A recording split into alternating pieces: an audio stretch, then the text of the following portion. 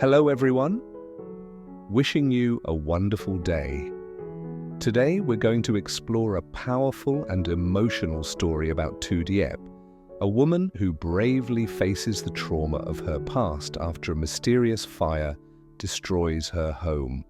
As she finds the strength to rebuild and heal, we witness her journey through pain, courage, and hope. If you enjoy this video, don't forget to hit that subscribe button so you won't miss any of our upcoming episodes. Sky was overcast that afternoon when Tu Diep opened an old kitchen drawer and found something that made her freeze: a torn photograph. It was faded, wrinkled with age, but the faces were unmistakable, Pau and herself, from years ago.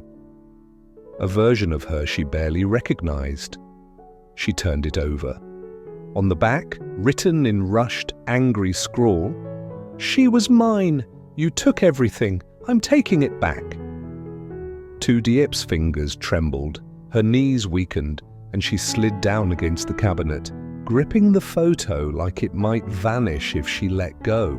James entered the room and saw her. His eyes flicked to the photo. He took it gently, read the words, and his jaw clenched. "He let go," Tu Diep whispered, her voice dry, barely audible. "He promised."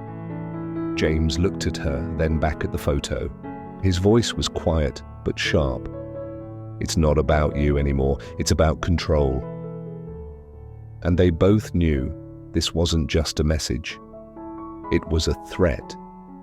James didn't waste time. Pau had crossed a line. If he'd sent a message this bold, this direct, he was close. And if he was close, then they were running out of time. James started making calls. Ly, a trusted friend and former government worker, agreed to help. They also reached out to a local official who owed James a favor from years back when James still ran logistics for the coastal shipping lanes. Quietly, they worked out the details of a trap. They sent out false intel through the old village gossip channels where news spreads like wildfire. James would be out of town for 3 days. The house would be empty, vulnerable. They told the workers to stay home. The construction team packed up. No saws, no laughter, no movement. The house turned still, quiet, just as planned, but James and Ly never left. Hidden inside the house, they waited. Cameras had been installed across the property. Phones were fully charged, recording apps ready. The two of them stayed in the shadows, nerves on edge. Every creak, every rustle outside had them holding their breath. The first night passed uneventfully. But the second night, something stirred. A figure moved at the tree line. Slow, careful, deliberate. The man carried a jerrycan. Ly moved to call the police, but James held her back. "Not yet," he whispered. "Let him act first." They crouched in the dark, watching. The figure crept toward the wooden porch. He tilted the jerrycan, letting the gasoline splash across the beams and door frame. Then he pulled out a matchbox. Click.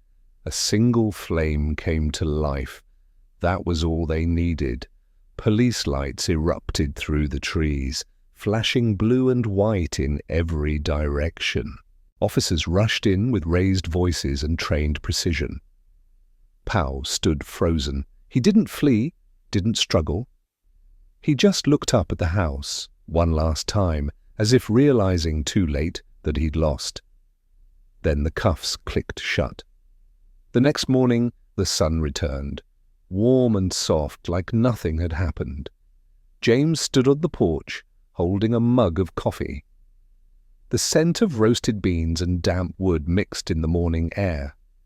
Tu Diep joined him, wrapped in a shawl. Her eyes still held the shadows of the night before, but her shoulders were lighter. "He's not coming back," James said, watching the light dance on the leaves. "Not in this life," she replied.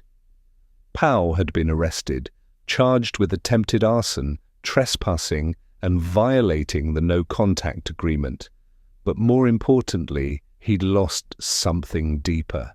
The illusion that he still had power over Tu Diep. She wasn't his to control anymore. She never had been. And now even he knew it. As the day grew brighter, Tu Diep walked down the steps and stood silently in the garden. The air smelled of dew and burnt ash. Some gasoline still lingered in the soil, faint but unmistakable. She stared at the charred patches where Powell had poured fuel. And for a moment, her breath caught. James came down beside her. "Hey," he said softly. She nodded, not taking her eyes off the spot. "It could have ended here," she whispered. "In smoke, in fire, just like that." "But it didn't," James said, "because we were ready, because you didn't run this time." Tu Diep turned toward him. "I've spent years running from Powell, from what he did to me, from who I used to be." "I thought moving on meant hiding." James reached out and took her hand gently. "Moving on means protecting your peace. And you did that. You stood your ground." For the first time in days, her lips curved into a smile. It wasn't wide, it wasn't bold, but it was real. That afternoon, officers came back to gather more evidence. Ly stayed for a while to talk with them. She walked over before leaving and squeezed Tu Diep's shoulder. "He's gone," Ly said. "But if you ever feel unsafe again, I'm one call away. Don't let him haunt you, even from a distance." Tu Diep nodded. "Thank you for everything." By sunset, the property felt different, still quiet, but no longer tense. Tu Diep found herself walking around the wooden house, touching the frames, breathing in the scent of sawdust and fresh varnish. This place had been built with care, with dreams, and nearly destroyed by someone who couldn't let go. She wouldn't let him take it from her. That night, as they lit lanterns along the path and the stars blinked overhead, James watched her from across the room. She moved slower, more thoughtfully. But there was a lightness returning to her steps. He knew healing wasn't instant. It would take time. But for the first time in a long while, he believed they were on the right path. Tomorrow the workers would return, the garden would be cleaned, life would begin to fill the house again, and the shadows, they would fade just like the past. The next morning brought with it a warm breeze and the sound of sparrows returning to the charred trees. Tu Diep opened her eyes to the golden rays of sun stretching across the wooden floor. It felt like the first true morning in weeks. James was already up, outside with the workers. Through the window she watched him give instructions, his hands moving animatedly. He was smiling, tired maybe, but smiling. It brought her comfort. She wrapped a shawl around her shoulders and stepped outside. The garden, though still bearing scars, was already in the process of rebirth. The workers were removing burnt branches, watering the surviving plants, and marking areas for new growth. Tu Diep approached one of the trees that had barely survived the fire, an old pomelo tree, her father's favorite. Its bark was blackened, but a few green leaves still clung stubbornly to the branches. "You'll live," she whispered, placing her hand gently on its trunk. "We all will." James came up behind her, wiping sweat from his brow. The soil near the back fence is ruined. Powell poured too much gasoline. Might take a season to bring it back. "We'll manage," she said, turning to him. "What matters is that we're still here."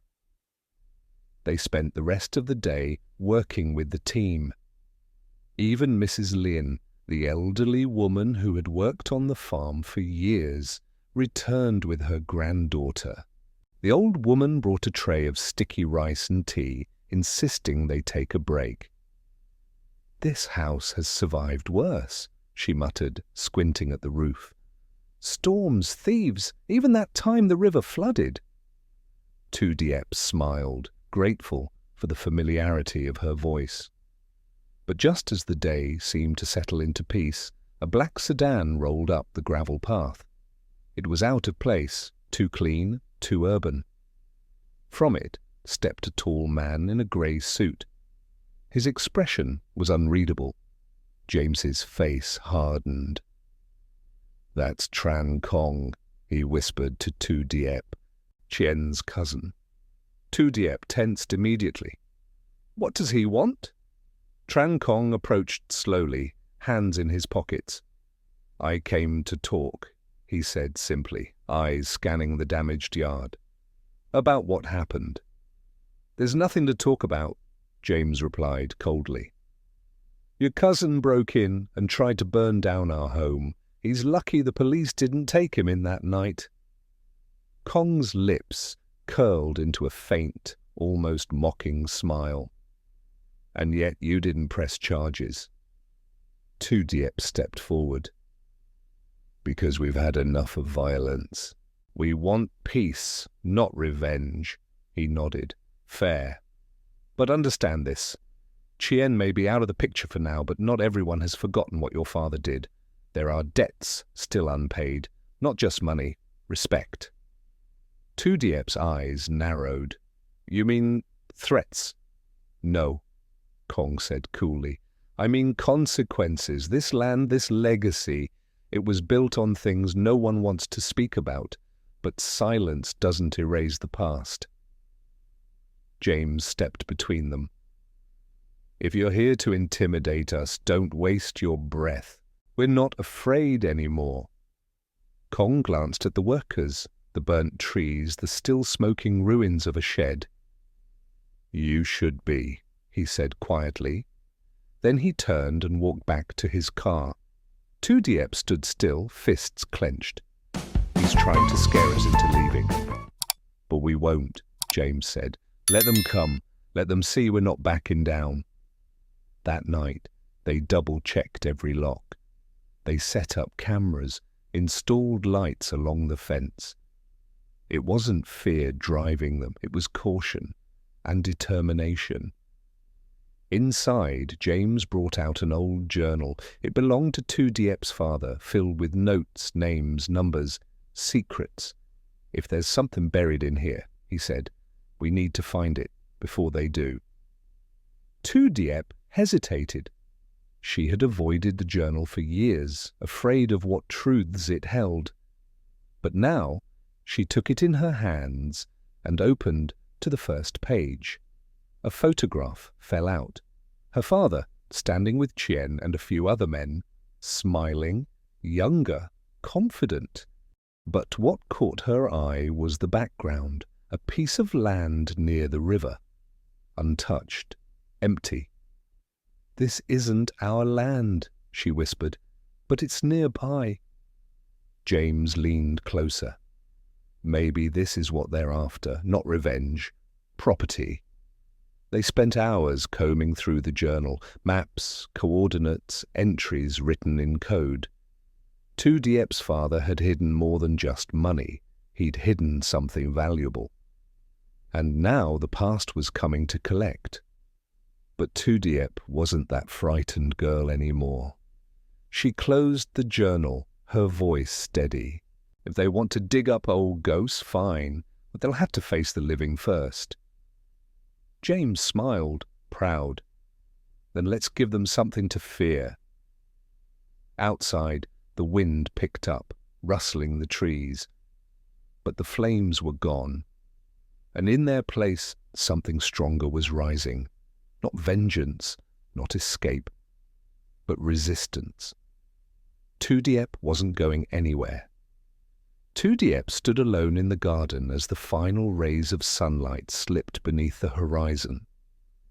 A soft breeze carried the scent of jasmine, now blooming despite the scorched earth. Life, in its quiet rebellion, was beginning to return. She knelt by the edge of the garden bed where fire had touched but not destroyed. Gently, she placed a new seedling into the soil, a white lily, delicate but resilient. Her fingers trembled slightly as she patted the earth down. Behind her, James approached and crouched beside her. "Starting over?" "No," she said, looking at him. "Not starting over, continuing."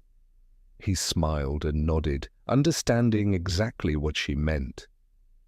The past would always leave marks on the soil, on the heart, but it didn't have to define what grew next.